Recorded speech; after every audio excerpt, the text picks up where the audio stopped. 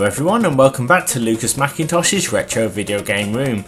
This is a hallowed place where I review some of the most obscure, bad and interesting titles from video games past. If it's been labelled as terrible, too difficult or imbalanced by some, then I will play the games to see if they truly deserve the hate and whether any enjoyment can be gained from them. Since I'm in a Sega Master System kind of mood, I've decided to pluck two games from the shelf that both have a lot in common. Number 1. Both titles involve time travel. Number 2. The protagonists are all from the future and must protect a female character. 3. The games are extremely short and can be completed within an hour if you know what you're doing. And 4. They were both developed by Probe Software. Yes, it's none other than Back to the Future 3 and the Terminator. Now, I know that many games made after a successful film with the same name tend to be occasionally cheap cash-in jobs with little or nothing to do with the actual movies they were based on. Sometimes, although the games may be terrible, often it's down to a few reasons. Firstly, it's going completely away from the film's script and trying to do something different. Now, this doesn't always have to be a bad thing. I mean, Bram Stoker's Dracula on the Sega Master System is a shining example of this. It took Jonathan Harker and essentially made him the hero of the game, whilst it also enhanced the image of Dracula from the movie by having Harker face him in various horrific forms throughout. I mean, genius. Only in this game do you get to storm through a graveyard full of undead beings trying to seek out Van Helsing. So the developers took the story and kind of adjusted it to fit into a video game sphere, and you know what, it works. It's a bloody good game and very underrated. It's very challenging, satisfying, and you get your money's worth. So I could easily review it here, but I'd be gushing over it too much and it would be just too easy. I could easily say the same for one of the most underrated PlayStation 1 shooters of all time in my opinion, and that is Alien Trilogy. Now, some may dismiss this as a simple Doom clone or cheap movie cash-in, but I can assure you it is anything but. It's got all the atmosphere of the Alien movies, but it doesn't borrow heavily from them. It kind of borrows bits here and there in terms of location, but essentially it gives you individual tasks to do. Not only do you have to clear out the area of xenomorphs, facehuggers, and you even get to take down 3 queens, which is absolutely awesome. There are also bonus weapons to find, bonus levels to visit, and a host of different enemies to fight as well. Absolutely well recommended. Anyway, I'm going off on a tangent here. The second reason is that many developers didn't have the time to create a game based on a movie due to internal pressures and having to stick to age-related guidelines. And finally, a game based on a successful movie or franchise would sell because of the value of the name. When I was a kid in the early 90s and let's say I saw a game with the Back to the Future name on it, then I would assume it must be good because the movies were good, right? Although it's much easier now to avoid certain titles thanks to the internet, back then there was no internet and all we had was video game magazines and shows telling us what to buy and what to avoid. I'm certainly not suggesting that it's easy for some developers to sit down and create a movie licensed game. Often changes have to be made because for a game to totally replicate a movie scene for scene would be very difficult as many games just want action. So what you would get would be new ideas and concepts. This tends to be extended in-game scenes such as in Aladdin where he is fighting for a marketplace, or in The Lion King where Simba is trying to growl at enemies but he's just not strong enough yet. I like that these little scenes were included because it allowed you to relate to the character you were playing as, and you want to see the video game character develop and grow as the game progresses. So in many ways it's not just an investment in the game the movie is based off, but the character also. You must care enough about the character to want to take them on this video game journey. One thing with cartoon movie licenses, however, were that software developers had to create a game that was at least playable, mostly because of the movie's reputation and the studios who made it in the first place, and so they knew that they had to work hard. Anything less than acceptable would not only sully the developers but the big movie makers also. Okay, so with that being said, let's take a look now at 2 Master System games based off of successful movies and see how they hold up in my video game room.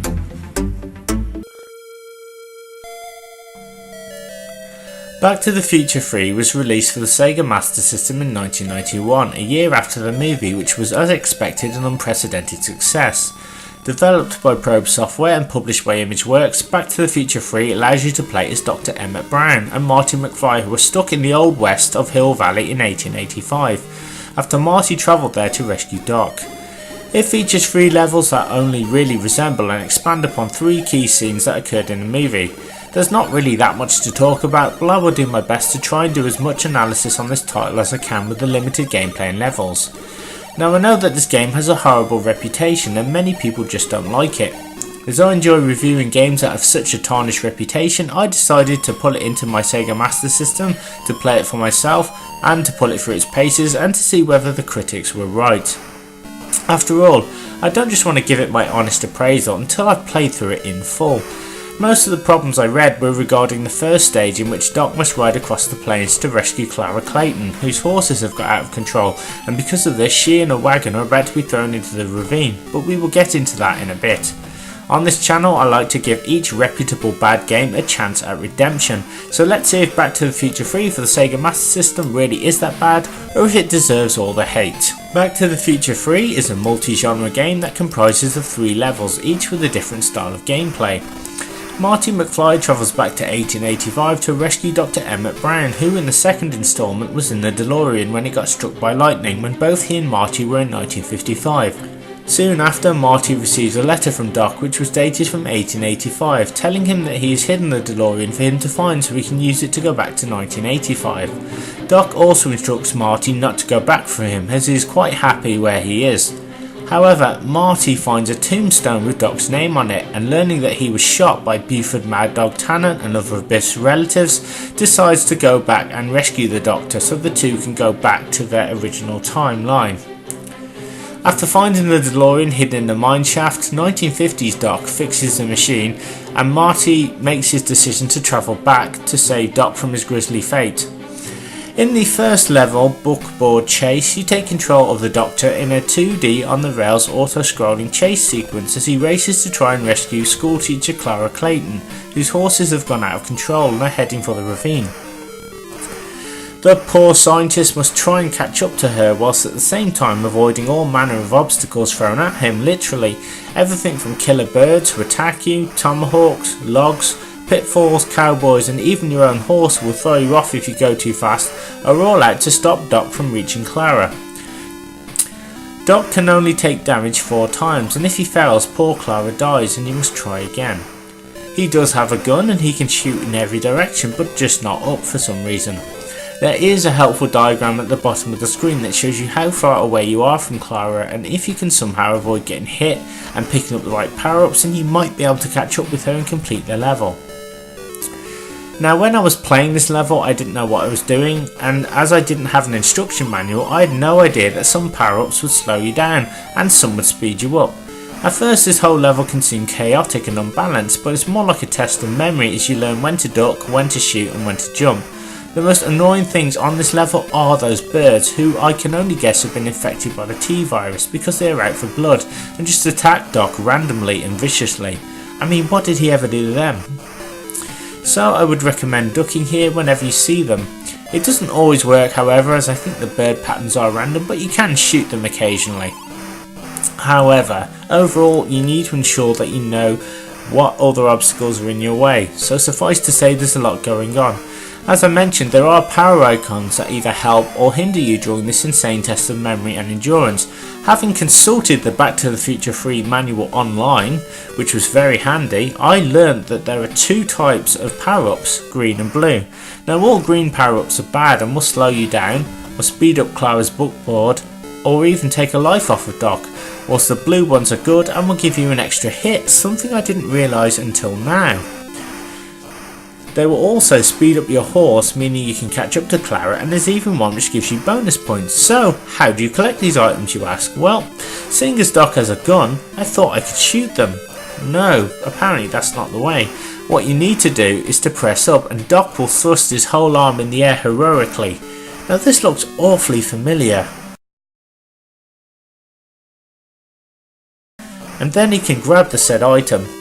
Now, the game makes you think you must chase Clara right to the end. You don't. All you need to do is to not take damage and collect the blue cannon icon, and this will speed up your horse and you will catch her.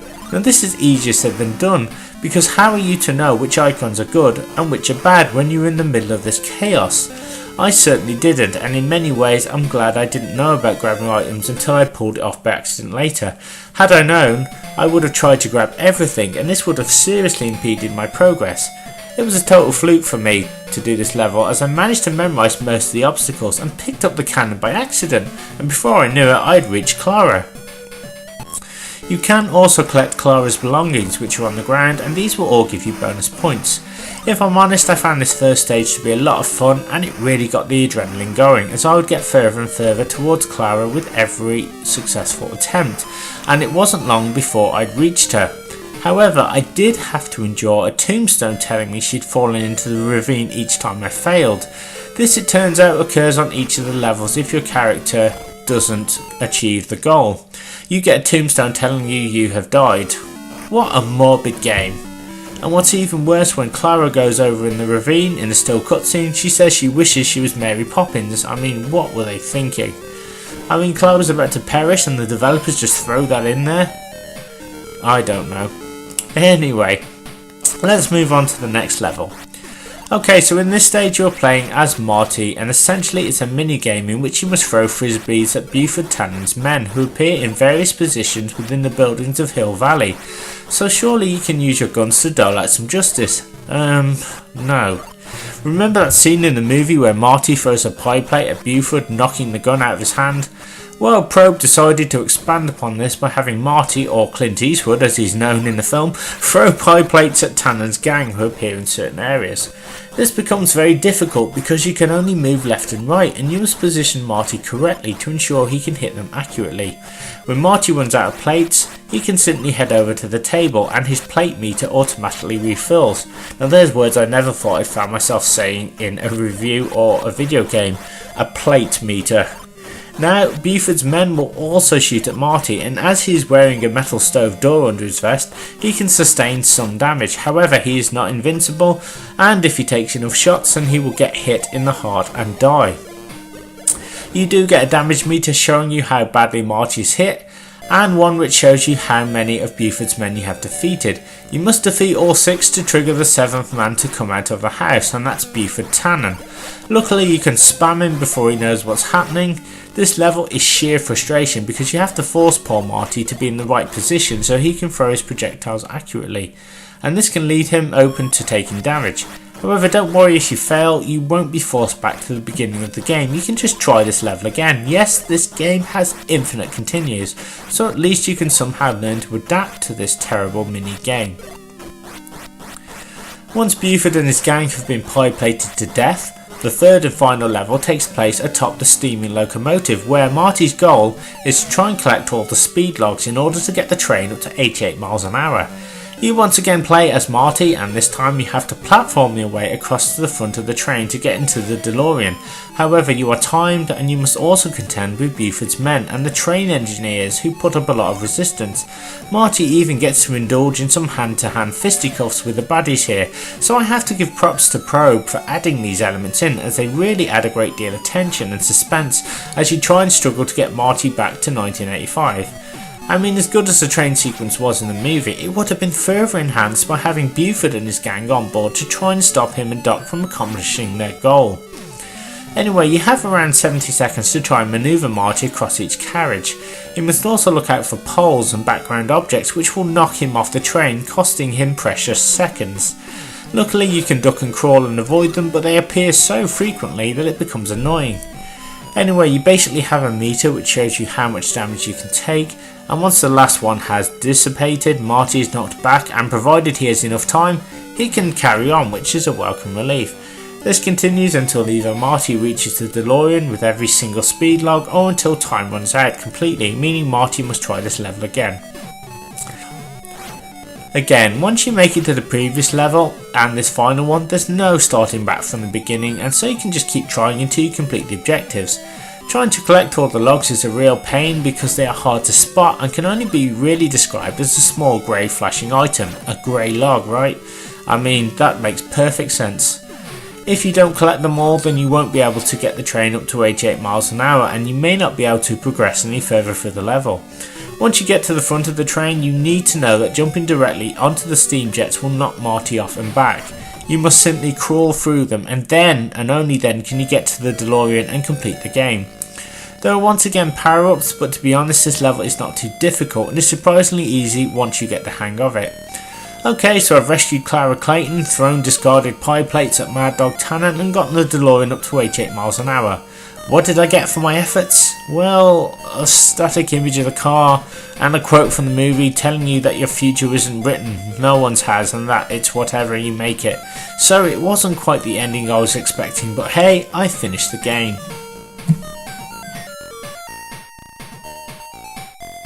The graphics. Despite this game's super short length, the graphics are absolutely fantastic and make good use of the Master System's 8-bit power and use of colour palette. The levels are incredibly detailed, in particular the first level's backgrounds with the mountains, and it really feels like the Old West. The horse's animations were also very well done, and I love the movements of Doc and his enemies. I will say that sometimes it becomes difficult to tell what's part of the background and what you had to avoid. The tomahawks are also tiny, and having to try to shoot them was difficult, as often I couldn't see them until it was too late. Another problem where it becomes difficult to tell what can hurt you or what can't is the third stage, with its endless loop of poles and mail hooks, which clearly don't look to me like they could knock Marty off, but they can. Again, it's hard to tell what part of the background is which, and you only find out by being knocked off again and again, which is just not fun. I did like the still images that appear throughout the game, just wish there were more of them. Also, Marty moves like he's wading through mud on the frisbee throwing stage and the train level, so essentially they treated Doc better than they did Marty. Honestly, moving Marty on the final level is very stiff, and sometimes he just crumples up in a ball like Sonic, like kind of throwing a fit, and so you have to do the best that you can.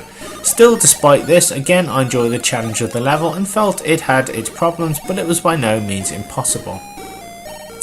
In-game story and cutscenes. Now this is one area that the developers needed to expand upon. Unless you have seen the movie, you won't know what's going on.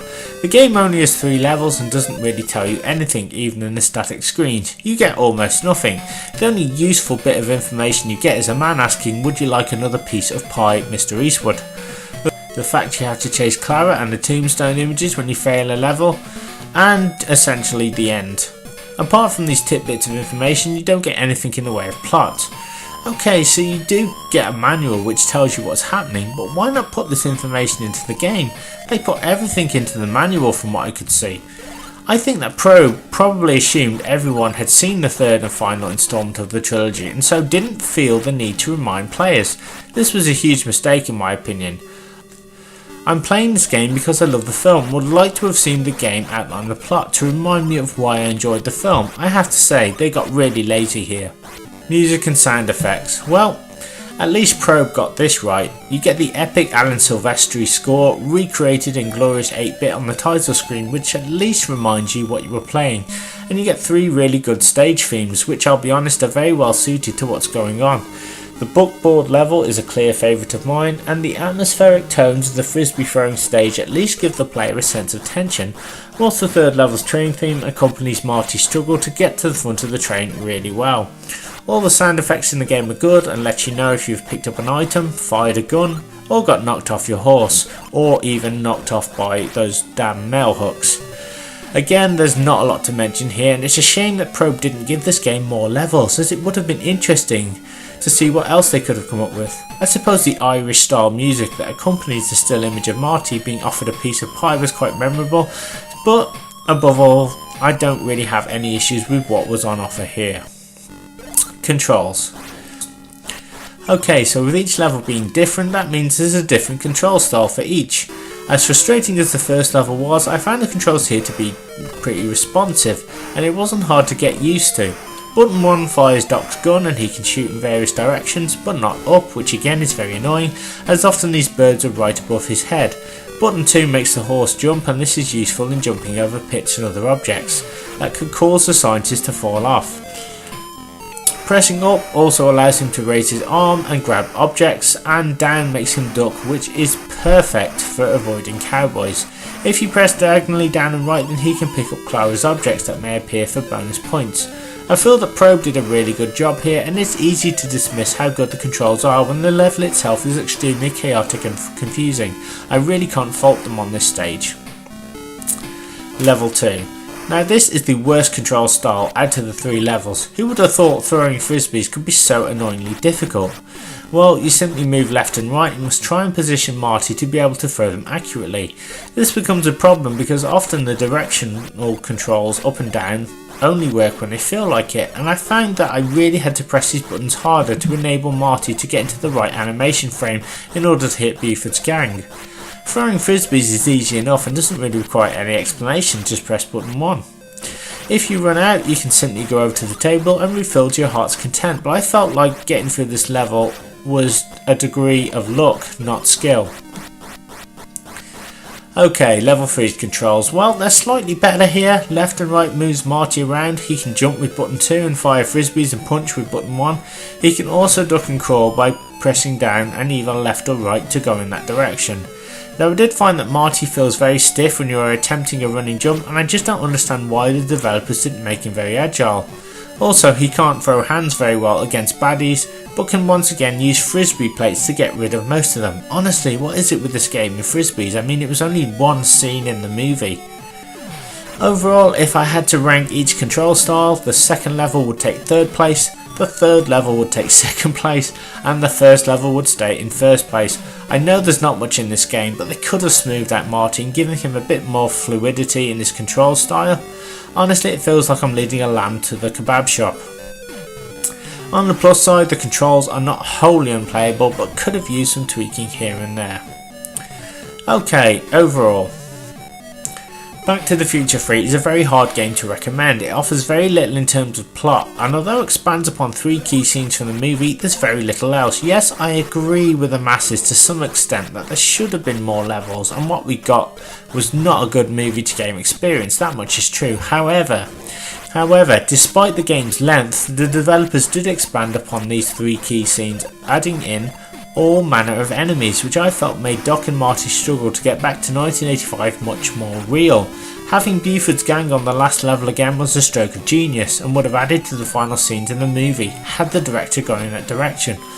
Also, I'm not punishing the game for the first level. It is hard, no doubt about it, but I found it to be fun, challenging, and probably the highlight of the entire game. Whilst I do agree the developers went way overboard with the objects and enemies, it's still a thrilling experience. Also, although I struggled with the last and final level and got knocked off by poles and enemies, it was pretty cool. The second level was the worst part of the game for me. I mean, just throwing frisbees wasn't fun, particularly when the controls are just so unresponsive. Don't get me wrong, this game is no masterpiece, but its only faults are that it's ridiculously short and suffers in the control department. It just feels like there was this game called Back to the Future 3 and someone just lifted 3 levels from it and repackaged it into a game.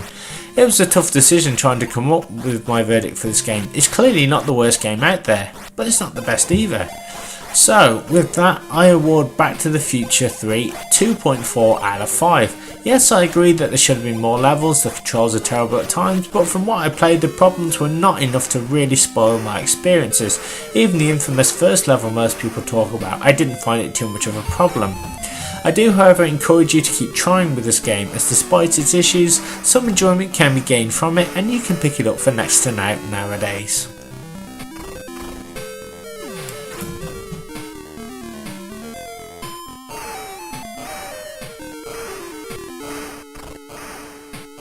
(1992) saw a movie to video game adaptation of the Terminator released for the Sega Master System. Once again, this title was developed by Probe and this time published by Virgin Games. This is a title that a lot of reviewers have very high praise for, as despite its very short length, it is known to be very faithful to the 1984 blockbuster, and is almost an example of how to do a movie licensed game quite well. So general feedback about this title is mostly positive. I did own this as a kid, but could never get very far in it. I would have to resort to using the level select cheat just so I could play the final level and see the end of the game, which to me was just amazing and epic. However, now it's time to try and play this game in full in my retro video game room to see if it still holds up as a must play title. Gameplay and story. In 2029, a violent apocalyptic war is taking place between Skynet and the Resistance. Skynet is an evil machine-led company whose artificial intelligence, originally designed by humans, suddenly starts to become self-aware and hypothesizes that all humans are now expendable and need to be wiped out or captured to be slaves. The Resistance are a team of humans and soldiers trying to fight the war against the machines, and once again gain a stronghold in order to try and wipe them all out. Many individuals in the Resistance were slaves themselves, being forced to build Terminators and other types of weapons to aid the machines in trying to win the war.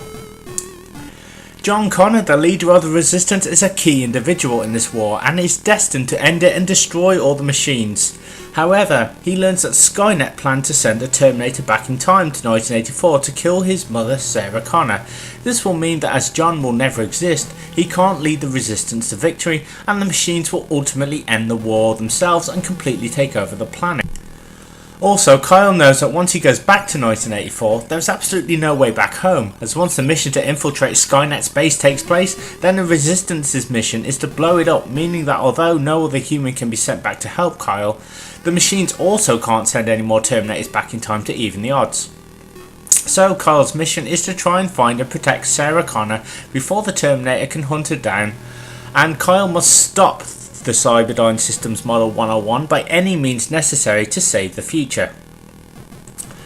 The Terminator for the Sega Master System is a 2D platform game in which you assume the role of Kyle Reese as he must battle through 4 action-packed levels to find Sarah Connor and ultimately destroy the Terminator. Kyle must run, jump and fight his way through the various enemies he encounters, but he must also be mindful of his health and the in-game timer. There are absolutely no health power-ups in this game, well none that I could see anyway. The manual does state however that when Reese is low on health, occasionally an enemy he has killed leaves behind an energy boost. I've never seen or experienced this, so I don't know how true it is. Also, the action is so fast that stopping still only gets you killed quicker. The only other pickups you can get are on the first stage, the gun or the grenades. However, once you progress past level 1, then you will only have the gun. Kyle himself starts with 100% health. If he takes too much damage or runs out of time, then the game is over. There are absolutely no continues and you must start again from the beginning. However, if Kyle takes damage and gets to the next area of a level, then his health automatically boosts back up to 100%.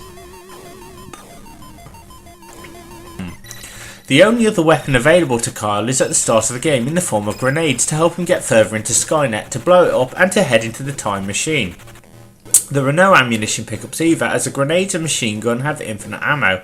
Essentially the goal of each level is to achieve an objective such as setting dynamite in the first stage, or duking it out with the Terminator in the Techmore nightclub. Once Kyle has completed all the level's objectives, which include a final showdown with the Terminator, then the game ends. Now, my one gripe with this game straight away, and I have to mention it, is the in-game timer that is present in every level. It is wholly inaccurate and does not match real time at all. The timer may say you've got 2 minutes or so to get through a level, but I counted it every time it flashed on a screen. Kyle actually loses 5 seconds in the game every 3 seconds, which is just ridiculous. I mean, how did this thing ever get past game testing? Either Probe didn't notice, or they just thought that maybe it didn't matter. This meant I would often run out of time on the first stage because I thought I had more than I actually had. I wanted to mention this right away as it can be a big factor on you making progress in this game, and so you really need to get a wiggle on because of the unfair time elements. Okay, so let's take a look at the levels to see what to expect from this 8-bit action platformer. Level 1.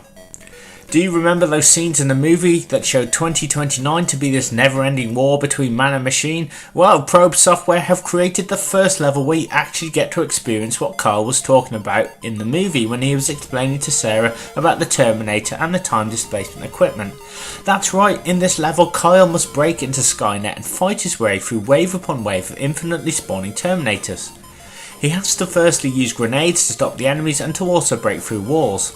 The start of the level sees poor Kyle having to hit the ground running. He must avoid a flurry of attacks from a hunter-killer firstly.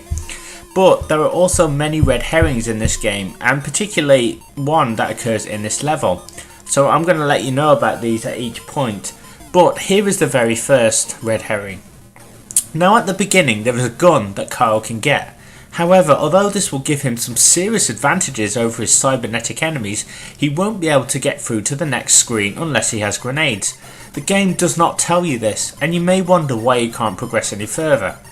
Luckily, if you do pick up the gun, however, further to the left is a grenade power-up to help you. So I would probably recommend not picking up the first gun and just sticking with your grenades to make things easier. Once you make it to the next screen right here, this is where red herring number 2 occurs. The goal of this next section is to set the dynamite and trigger a countdown to blow up the base. Here's where things get very confusing. Now, you need the grenades to enable you to get to this point, right? Well, you now need to pick up another machine gun further on through the level. Why does this matter, you're asking? Well, for some reason the dynamite doesn't appear until you have the gun, and thus you can't complete the mission. This, in my opinion, is ridiculous. I mean, why the hell does it matter? Kyle has a weapon either way, and all it does is just confuse the unsuspecting player, causing more deaths. As I mentioned, the Terminators are not messing around here, and you must find ways to get through them. Once you have eventually set the bomb, here's where the in-game timer starts to play unfair. It tells you that you have, let's say, 142 seconds to escape once you have set the dynamite. This is not true. For every single second that passes, again, I'm going to explain it, the timer takes away about 4 to 5 seconds. So, if you count down 3 seconds in real time, in the game, it's actually 5 seconds. So you have less time than you think. So just imagine thinking you have 30 seconds and then 3 seconds later the game tells you that you have 25. So you must set the dynamite and run and jump like the wind to try and get back topside. This is made more difficult because of this particular jump here, which is very awkward to pull off, as you have to run and then jump from almost the very edge of this platform to make it. If you can shoot or avoid the last wave of Terminators, you must then run to the time displacement equipment before the timer counts down. Once this is done, then you have completed the level and it's on to the next stage. Level 2. Now Kyle has arrived on the mean streets of LA in 1984, complete with machine gun and trench coat, and must try and find the Tech Noir nightclub. Standing in his way are volatile Molotov cocktail throwing punks and angry gun toting policemen waiting to try and impede our time travelling protagonist's escape. There's also a chopper flying high above the rooftops which will wipe Kyle out in seconds. Now the problem here is that enemies are constantly being thrown your way, and you only move a few millimeters before punks or policemen come towards or throw things at you, so you don't have any time to stand still, again because the timer is also ticking down so fast. To make things easier, this is what I try and do. I decide to try and use the game against itself by shooting the enemies in front and then moving forward a smidgen, trying to get 2 punks to chase me from behind. I do this because I have learned that the game can only handle 2 enemy sprites on the screen at a time, so if you can get this trick to work, you can easily get through the majority of the level. Okay, now here's yet 2 more red herrings the game throws at you. Halfway through the level, you have to climb up a ladder to get on top of a building to reach the next part of the stage. Now the game makes you think you have to do a runny jump across to the building. However, you do not do this because it's instant death. You need to simply drop down because apparently the game's logic is just dropping down will not harm Kyle, whereas jumping down will. I suppose it sort of makes sense, I don't know. Okay, red herring number 2 is the roof. Wherever possible, do not go up to it. Often there are enemies up there and you will find your route blocked and your health will take a severe beating. Eventually Kyle will find a sign pointing to the location of the Tech Noir Club. Once inside, Kyle must engage in a firefight with the Terminator. Now this is an extremely frustrating encounter as you have to force the Terminator back to a certain point in the club and get him to move right slowly. This is achieved by firing back at him and then ducking immediately when he fires at you. You must be very careful because you will be killed if Kyle takes too much damage, so it's a very tense battle. Eventually, if you persevere and can make it to this point, then you have completed the level. Now comes one of the more challenging moments in the game in the 3rd level. Kyle must work his way through the police department in the hopes of tracking down Sarah Connor, who is being pursued by the evil Terminator. Now this level is one chaotic mess. I mean, imagine coming into work to find respawning punks and cops littering almost every area. I know the police are generally overrun, but my god. Again, just like on the mean streets of Los Angeles, Kyle takes a few meagre steps only to find the same baddies he encountered blocking his path. Remember when I said this game is red herrings? Well, this level has a few more for you. There are certain routes that the Terminator is patrolling and it's easy to think that you can just blast your way through him again. Unfortunately, this is not the case because even if he just touches you without doing anything, Kyle drops like a rag doll. So the idea is to stay away from him as much as you can. You need to work your way to the far left of the station, rinsing cops and punks and making your way to the roof. Now once you have made it to this point here, you must keep running right as there's a chopper firing at you. I like to say that the helicopter's firepower won't hit you if you're quick. 9 times out of 10 it won't, however, if you keep moving. But I've had the odd occasion where it has killed me outright despite me doing everything the same. Now you will come to a ladder. However, do not go down this first ladder as it's a red herring and it's a trap. You need to continue going to the right and then make your way down the stairs here to this point.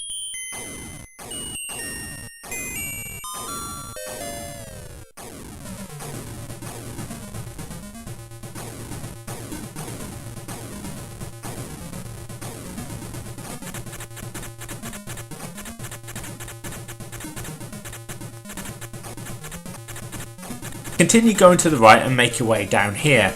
Now the idea is to shoot a few more baddies until you see Sarah Connor, who is trapped by the Terminator's relentless shooting and pacing, who's trying to bait you out to destroy you. You must wait until he has gone to the right, and with careful timing you can then leg it to the left to reach Sarah and end the level.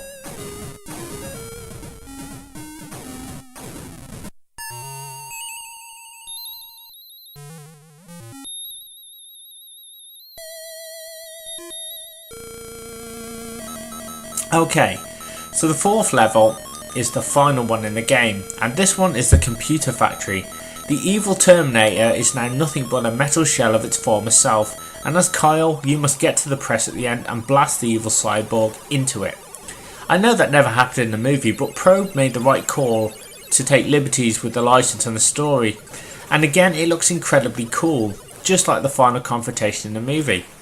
I would have actually liked to have seen Kyle have one last attack by blasting it into the press while Sarah pushes the button.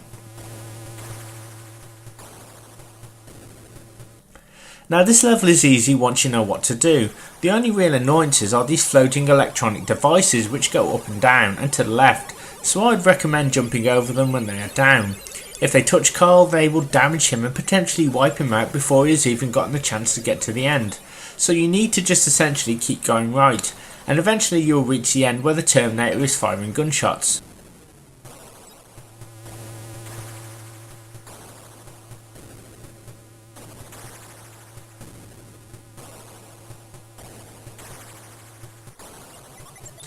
You need to get down the ladder here whilst avoiding his projectiles and just keep blasting him with your gun.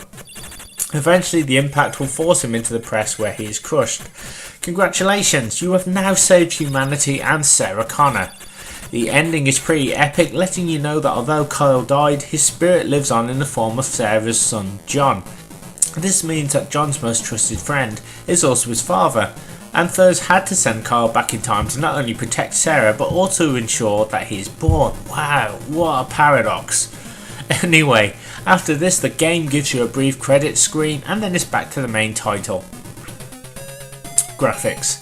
For an 8-bit title, the graphics are really bright, colourful and vibrant. The sprite work is incredible and the animations for Kyle and his enemies are quite smooth. Where this game excels in my opinion is the look of the very first level. The fact that the game has you hit the ground running trying to avoid a hunter killer in the future was really surprising.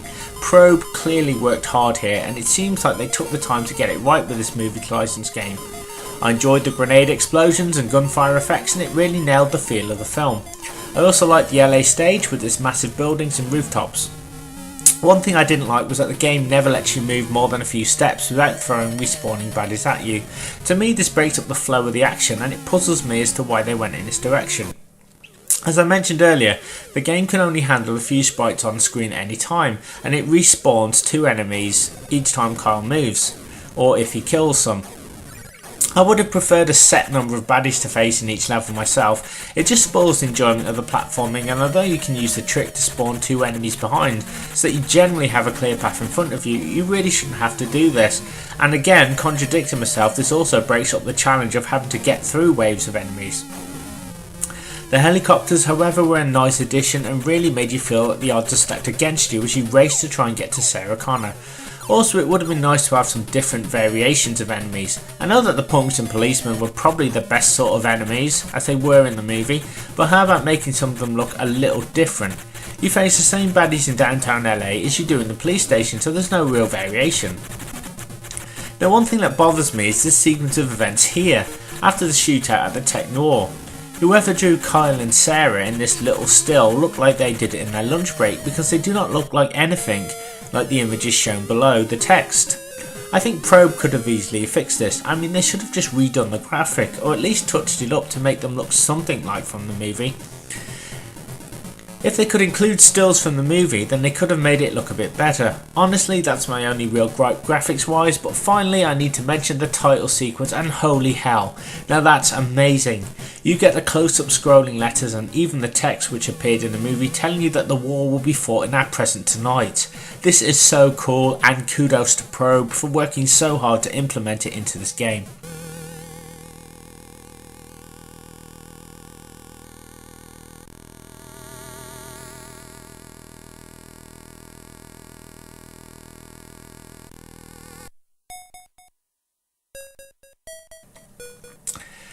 In-game story and cutscenes. Full marks go to the developers here. As soon as you place your copy of the Terminator into your Sega Master System, you are told the story via text and stills from the film. This was so good to see on an 8-bit system. Most movie to license games wouldn't have gone this extra mile, but Probe I think understood that with the film being such a box office smash, the game needed to live up to the movie as much as possible. Now granted, the movie came out in 1984, and this was made in 1992, but it still has that 80s feel about it. It was good for me because I'd seen the movie thousands of times when I was little, so I knew it like the back of my hand. Probe even added in a scene where you were told to break into a factory to get your hands on the time displacement equipment, so you get to play out the scene that Kyle himself spoke of with Sarah when he went back in time. Now, I don't get very excited very often, but this really got me pumped up for the rest of the game playing this first level. It was also nice to see proper images reminding me of certain scenes like the phone book and the image of the metal Skeletal 101 at the end. Even if you haven't seen the movie and just played the game, I think it will hook you in right from the start and will probably encourage you to watch it.